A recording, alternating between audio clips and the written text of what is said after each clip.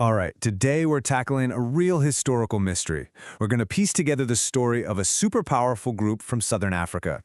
We've got epic legends, juicy royal secrets, and clues buried deep in ancient ruins. Yep, we're diving into the puzzle of the Rozvi people. So have you ever wondered who built Zimbabwe's incredible cities of stone?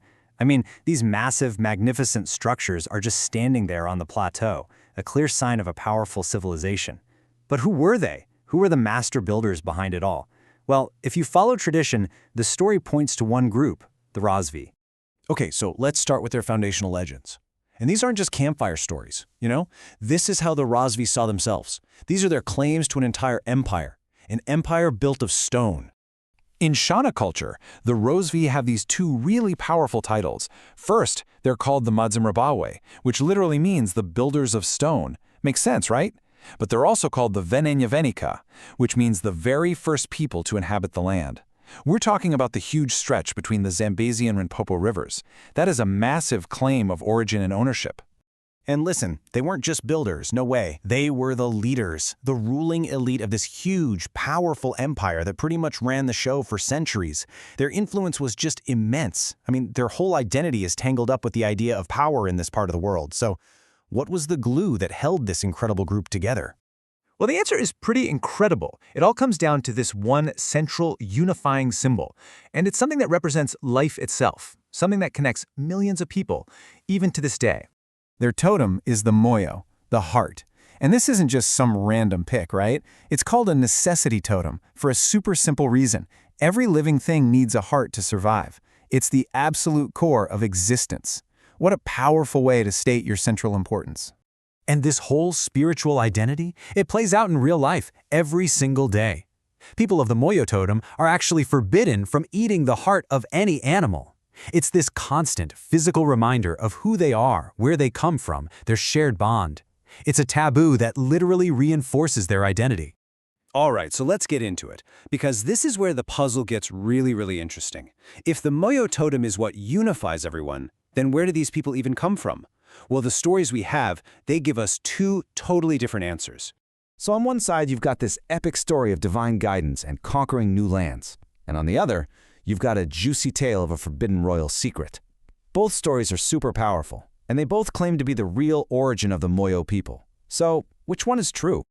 I mean, look at this. These two stories could not be more different. So on the left, you have the epic version, right? A whole people led across the land by a divine voice, conquering everything in their path and earning the name Rozvi, the Disturbers. Pretty cool.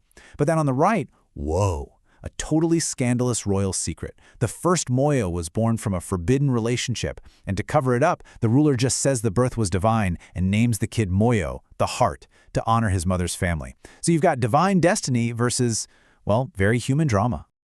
Okay, so with two completely different origin stories, how in the world do you find the truth? Well, you know what they say, when the stories don't line up, sometimes you just have to start digging. Literally.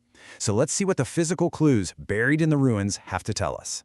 So, archaeologists got to work. They started studying the material culture, the pottery, the beads, the way the walls were built at these key sites.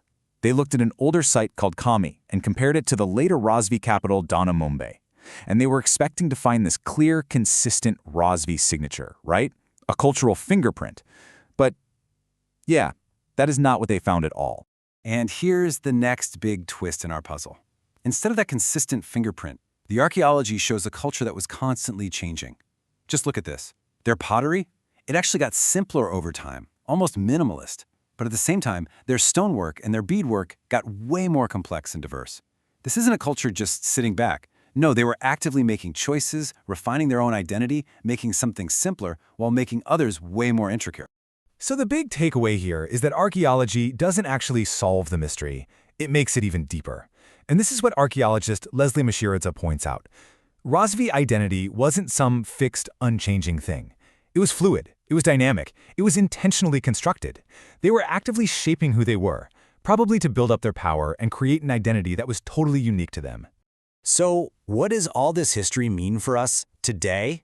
Well, this whole idea of a fluid identity isn't just some dusty old concept. It's a living, breathing legacy that's crossed borders and lasted for centuries. Yeah, the story didn't just stop when the empire fell, not even close. Today, you've got groups like the Talaote people in Botswana who are direct descendants of the Rozvi. And guess what? They still carry the Moyo totem. In fact, a former president of Botswana, Fistus Mogae, is one of them.